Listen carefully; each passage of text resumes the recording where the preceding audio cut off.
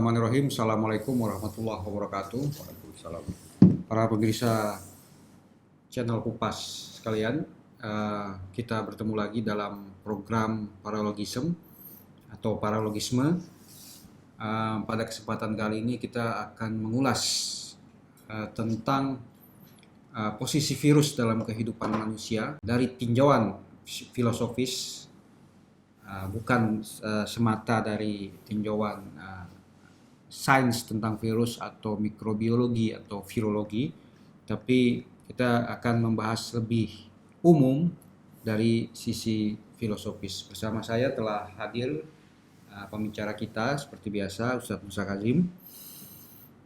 Baik, Bapak sekalian, kita tahu bahwa hari-hari ini pemberitaan maupun media sosial disesaki berbagai informasi atau berbagai komentar tentang COVID-19, penyakit yang disebabkan oleh virus corona atau yang dalam istilah ilmiahnya disebut dengan SARS-CoV-2 atau SARS-CoV-2. Ada yang mengatakan bahwa virus bukan sesuatu atau COVID-19 ini, penyakit ini bukan sesuatu yang mesti ditakuti. Beberapa orang mengatakan itu ini seperti flu biasa, lalu juga tidak sedikit orang juga, bahkan banyak orang mengatakan bahwa kita tetap harus waspada, bahwa virus ini sangat berbahaya atau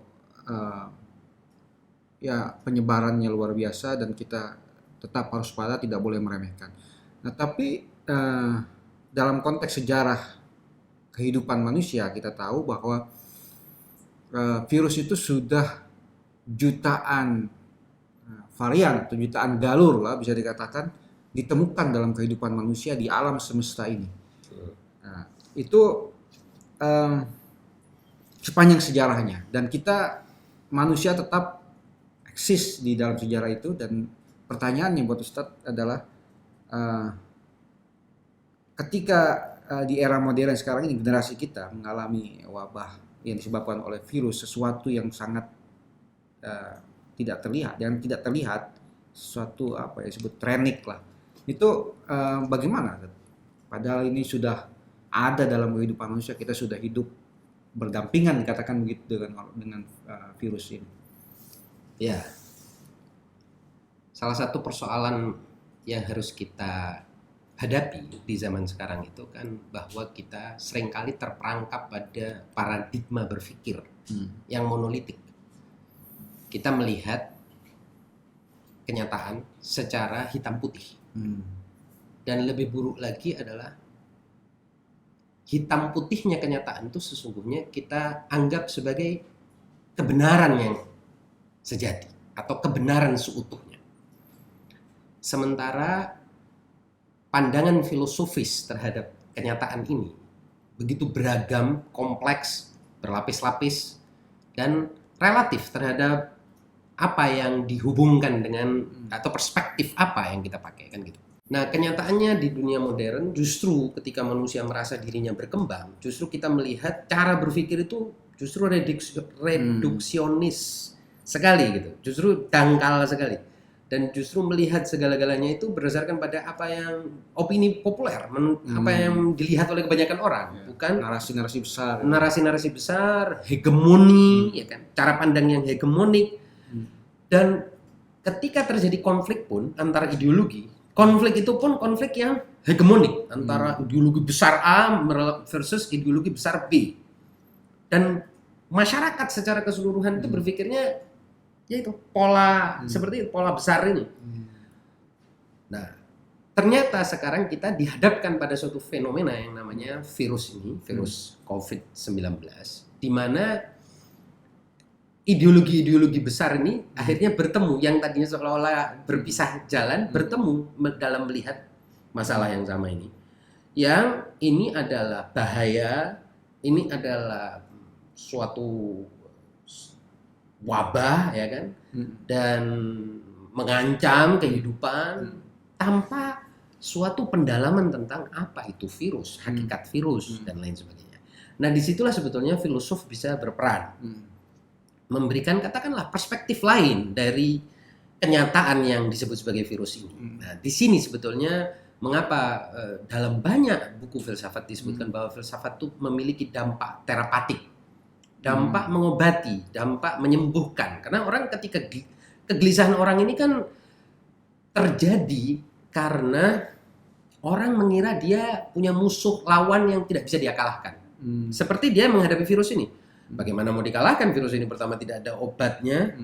Kedua, virus ini tidak tampak. Bayangin, kita harus menghadapi sesuatu yang tidak tampak, sedemikian kecilnya, tapi begitu mematikannya, dan seolah-olah kita tidak punya cara untuk mematikannya, cara untuk melawannya.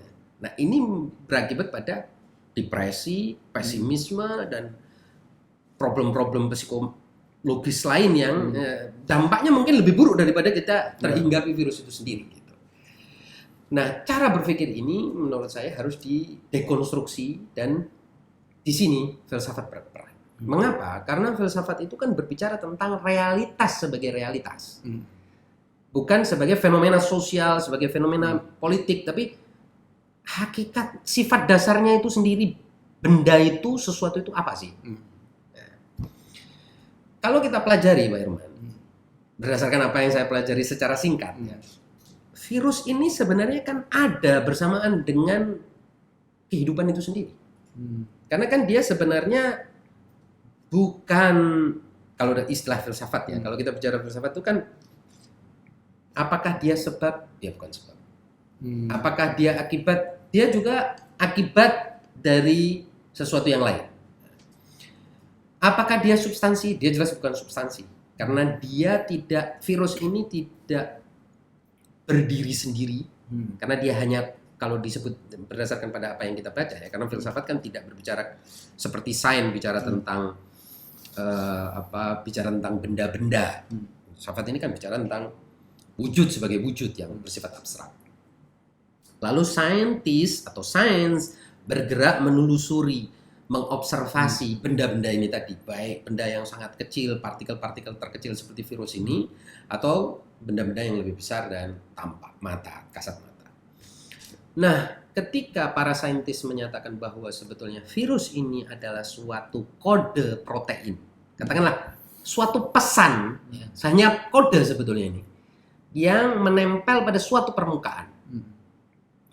Jadi dia sendiri bukan substansi. Kalau dalam istilah filsafat, dia adalah aksiden. Dia menempel pada sesuatu yang lain. Dia harus menempel pada suatu sel hidup untuk dapat hidup. Dan menurut penelitian, virus ini telah ada bersama dengan organisme hidup pertama. Jadi sebelum manusia ada di bumi ini, virus sudah ada. Bukan sesuatu yang terpisah dari kehidupan manusia. Bukan bahkan terpisah dari kehidupan. Jadi virus ini bukan sesuatu yang asing dari kehidupan, dari organisme, dari sel-sel yang hidup sebelum manusia dan bersama dengan hadirnya manusia, atau tadi Anda sebutkan sebagai dalam sejarah manusia. Sehingga dia bukan sesuatu yang bisa kita anggap sebagai musuh lawan kita. Karena nggak bisa kita lawan, dia ada sebagai sebuah aksiden. Nah, kan istilahnya seperti itu. Nah, lalu dia semacam tadi itu kode, semacam pesan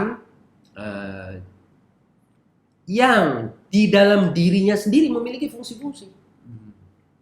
Dari sini dia mengantarkan replikasi, ya kan? Makanya ketika virus ini berada pada bakteri tertentu, dia membantu bakteri itu untuk mereplikasi. Bahkan sekarang kan sudah ada pengobatan terhadap kanker menggunakan virus HIV.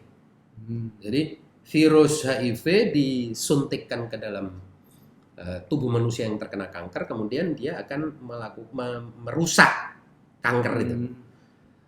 Walhasil ternyata punya fungsi.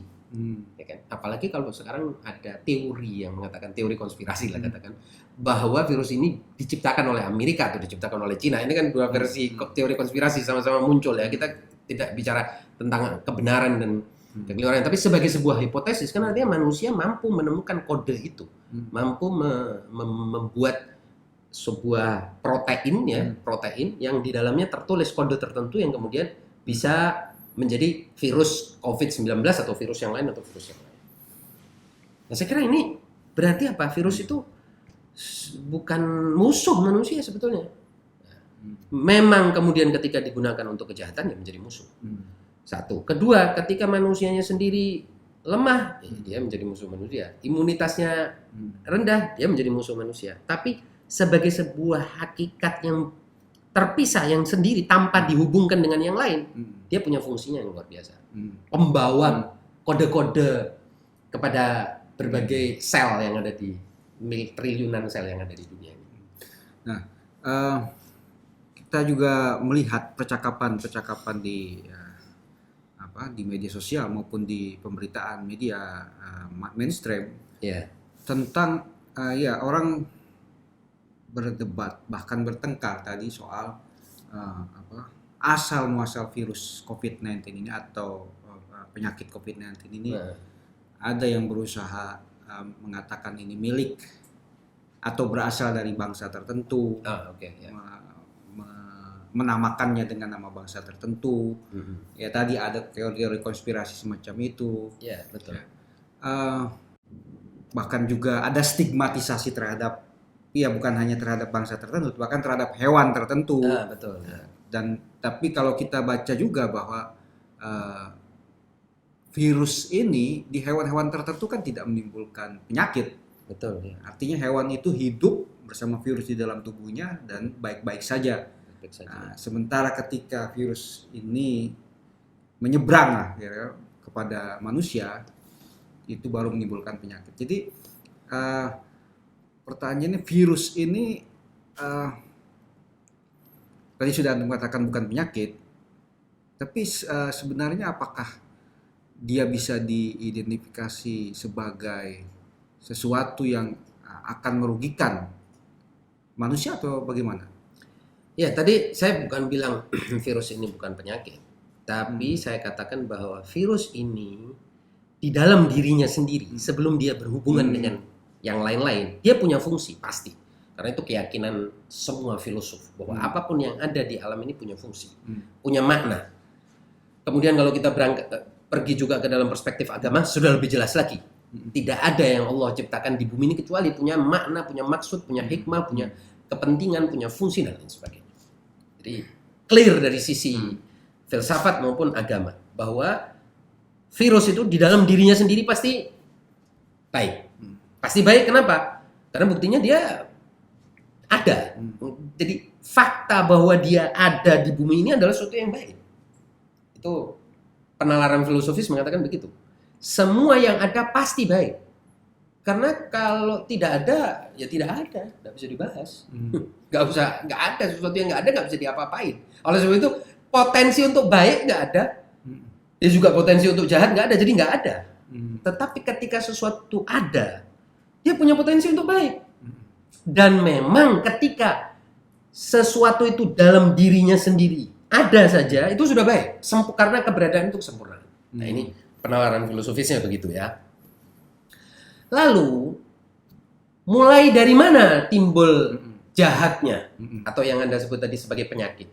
Timbulnya penyakit itu tadi ketika dia berhubungan dengan benda yang lain, dengan subjek yang lain, dengan unsur yang lain, dengan sel yang lain. Di situ apakah keterhubungan ini ada terjadi begitu saja atau niscaya atau sesuatu yang sebenarnya ada karena ada aktivitas atau ada sebab yang entah datang dari mana, dari virusnya atau dari non virusnya. Secara filosofis alam semesta ini satu sama lain saling terhubung. Tidak ada apapun di alam ini yang terpisah satu sama lain. Secara filosofis ini seperti ini. Jadi filsafat itu memang benar ada yang berpikir atomistik bahwa masing-masing atom ini terpisah-pisah, tapi itu sudah bubar ya.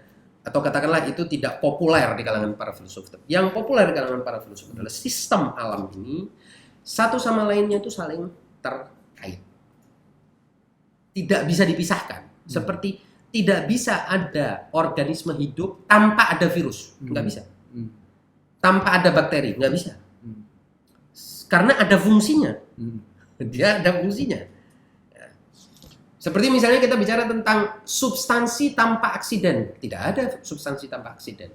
Tetapi kalau dikatakan ada nggak aksiden yang buruk ketika menghinggapi substansi? Ya ada pasti. Tapi aksiden di dalam dirinya sendiri baik. Kalau dia ada, dia baik. Kan gitu. Seperti virus ini. Di tempat di dalam tubuh binatang tertentu mungkin virus ini justru berfungsi baik. Buktinya dia tidak menimbulkan apa? Penyakit. Penyakit ya.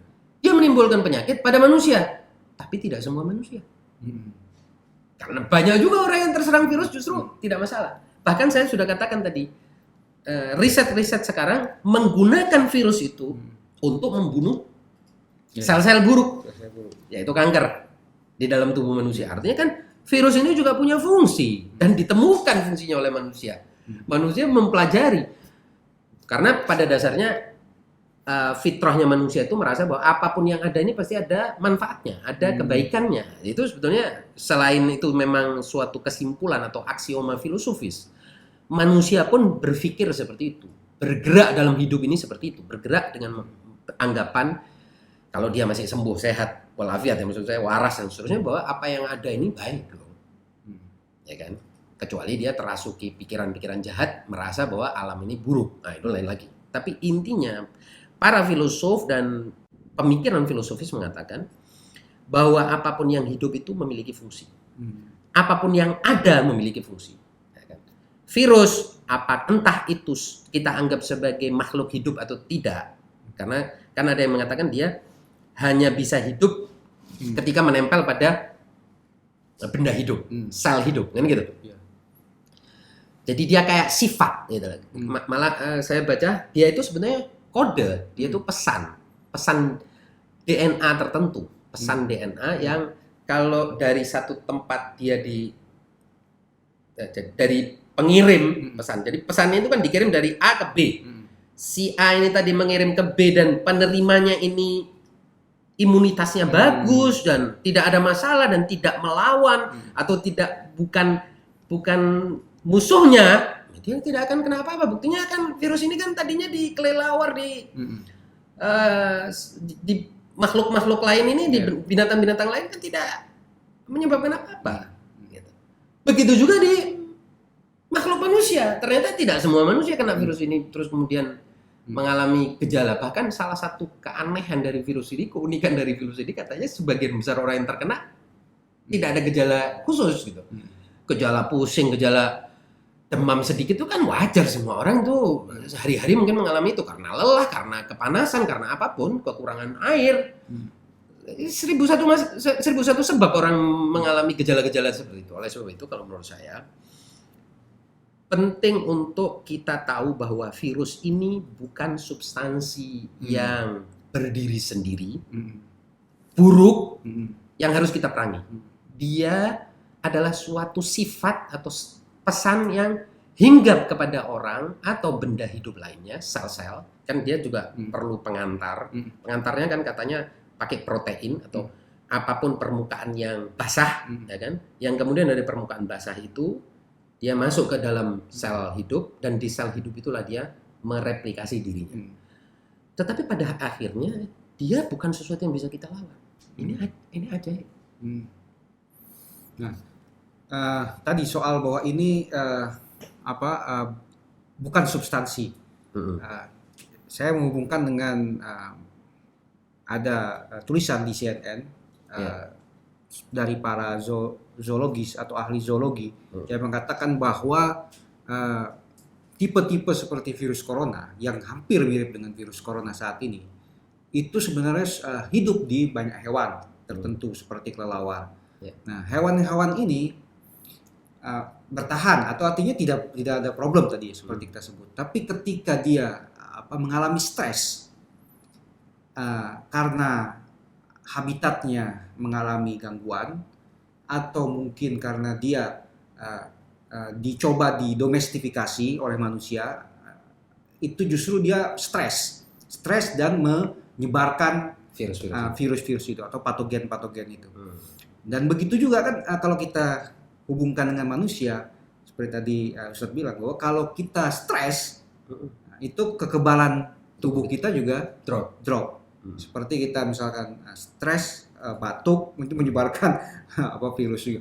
Nah itu apa makna dibalik penjelasan para ahli zoologi itu? Selain punya suatu refleksi ekologis yang sangat baik, bahwa kita sebagai makhluk itu harus sadar bahwa kita tidak hidup sendirian. Satu, bahwa kita pun bukan tuan yang berhak untuk memperlakukan yang lain-lain yang hidup bersama kita ini semena-mena. Kedua, karena ada pandangan dunia yang mengatakan bahwa manusia ini adalah tuan, pemilik alam ini, punya hak atas alam ini, berlaku semena-mena pun nggak apa-apa. Ini batil, keliru. Karena apa? Efeknya adalah yang sekitar kita akan melawan kita dengan cara mereka.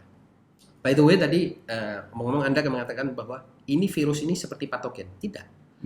Dia menjadi patogen pada makhluk hidup yang tidak sesuai. Yang dia menjadi patogen. Patogen itu kan dari bahasa Yunani patos dan gen. Patos itu kan perasaan sakit, derita dan lain sebagainya. Gen itu pencetus. Jadi pencetus derita atau kemudian disebut sebagai penyakit kalau dalam bahasa umum. Patogen ini, virus ini disebut patogen pada tubuh manusia yang sedang bermasalah, yang imunitasnya bermasalah, kan gitu. Jadi hakikatnya manusia ini kalau dia sehat walafiat, tenang, dan akrab dengan sekitarnya, apalagi saling mencintai dengan sekitarnya, dengan benda-benda maupun makhluk-makhluk hidup sekitarnya, dia akan secara otomatis aman. Tapi kehidupan manusia modern ini demen, doyan, gemar mendomestifikasi segala sesuatu, memelihara katanya. Tapi sesungguhnya kan itu pemeliharaan yang bernuansa atau bermakna bagi yang lainnya sebagai pemenjaraan atau perbudakan. Disitulah terjadi perlawanan lingkungan hidup yang lain terhadap cara kerja manusia ini tadi, dan di situ benturan antara virus dengan sel-sel manusia, terjadi benturan. Kalau tidak terjadi benturan kan virus ini kan cuma numpang lewat aja sebetulnya. Dia masuk ke sel-sel tubuh manusia, numpang lewat, pergi, numpang lewat. Karena virus nggak bisa dilawan. Jumlah virus kan lebih banyak jauh dibandingkan manusia. Dalam satu kali tadi gayung sendok air laut. Sendok air laut ada jutaan virus. Jadi sekarang di sekitar kita ini sudah ada jutaan virus dan kita nggak ada teknologi apapun yang bisa melawan virus karena virus ada bersama dengan kehidupan. Apakah istilah-istilah tertentu yang digunakan manusia, misalkan seperti tadi menyebut memelihara, menyebut keliaran, liar, betul, wild, itu sesuatu yang menimbulkan kesan sesuatu yang harus ditaklukkan. Betul. Alam liar, hewan liar, itu seperti mengesankan bahwa manusia ini harus menaklukkan itu. Ya, itu datang dari arogansi cara berpikir manusia. Bahwa manusia ini tuan, dia melihat yang lain itu sebagai liar, yang lain itu tidak harus beradab, dikalahkan, yang lain itu berbahaya, yang lain itu ancaman. Maka cara berpikir ini menyebabkan manusia ini selalu dalam keterancaman di satu sisi dan permusuhan dengan yang lain di sisi lain. Padahal kalau kita bicara tentang tinjauan filosofis, alam ini sebuah sistem yang menyeluruh. Satu bagian tidak bisa mengalahkan bagian yang lain, bahkan satu bagian tidak ada, keseluruhan ini pun jadi tidak ada. Itulah makna sistem. Sesuatu disebut sistem apabila bagian-bagiannya membutuhkan kepada saling membutuhkan sedemikian sehingga kalau ada salah satunya hilang, dia bukan lagi sistem, dia tidak hidup. Jadi yang disebut sebagai sistem kehidupan, di mana manusia adalah bagian darinya ini, harus saling koeksistensi. Jangan mengira binatang itu ancaman, virus itu ancaman, bakteri itu ancaman. Bukan. Persoalannya bukan di cara berpikir ini yang harus justru ancaman itu datang dari cara berpikir kita. Nah, cara hidup kita, olah hidup kita. Ketika kita seperti tadi mendomestifikasi atau memelihara hewan-hewan yang harusnya tidak bebas, karena kita mengira bebas itu adalah liar, maka Sejak itu itulah eksotik kita ingin memiliki. liar itu eksotik kita ingin memiliki, atau liar itu sesuatu yang kalau kita taklukkan kita menjadi gagah, hebat dan lain sebagainya. Cara berpikir ini tadi menimbulkan reaksi dari makhluk-makhluk yang lain. Dan di sini kita mengira makhluk-makhluk lain itu bodoh. Padahal makhluk-makhluk lain yang kita anggap bodoh itu tadi jauh lebih pandai dari kita. Dan itu di dalam Al-Quran pun sebagai wahyu Allah sudah dikatakan bahwa manusia itu bisa lebih rendah daripada lebih sesat daripada binatang-binatang. Kal an'am, seperti binatang-binatang, atau lebih sesat. Bayangkan, itu berbicara tentang siapa? Orang yang tidak berakal. Padahal Allah di dalam Al-Quran mengatakan kebanyakan manusia tidak berakal. Berarti kebanyakan manusia ini berlaku lebih buruk daripada hewan. Atau sama seperti hewan. Nah, ketika keseimbangan hilang, segala-galanya ini akan menjadi chaos. Dan ketika chaos, apa yang dimaksud chaos? Yang dimaksud chaos itu adalah ketika sesuatu tidak menjalankan fungsi sebagaimana seharusnya. Jadi yang virus tadi menjadi marah lah katakan gitu dan menyerang, bakteri juga begitu menjadi buruk, sel-sel hidup yang tadinya bisa bersahabat menjadi menjadi bereaksi keras, ya, tumbuh secara liar dan seterusnya menjadi penyakit dan semuanya menjadi patogen.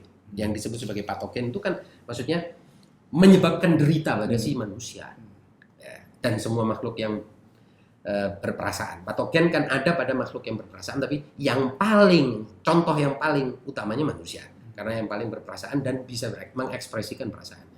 Saya kira itu renungannya. Ya. Terima kasih Ustaz atas penjelasannya. Ya, jadi demikian ulasan kita kali ini.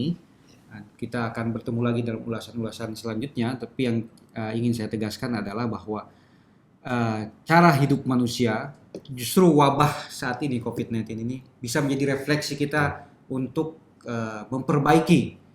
Iya, bukan hanya 1-2 orang, tapi juga seluruh umat manusia. Cara berpikir, cara hidup, cara berpikir memandang alam semesta. Betul. Cara hidup kita atau berinteraksi kita dengan alam semesta, bukan hanya dengan sesama manusia, tapi juga dengan binatang, dengan alam ini, tumbuhan dan sebagainya. Karena kalau tidak, itu bisa menjadi tadi penyebab chaos dan bahkan pembunuh umat manusia lebih cepat daripada senjata, daripada perang. Ya, kalau sekarang kan mungkin katakanlah wabahnya mungkin 10 tahun sekali, ini bisa setiap hari ada wabah. Na'udzubillah min dzalik. Semoga Allah menjaga kita semua. Baik, Ustaz. Terima kasih para pemirsa sekalian. Kurang lebihnya kami mohon maaf bila terlalu daya. Wassalamualaikum warahmatullahi wabarakatuh. Waalaikumsalam.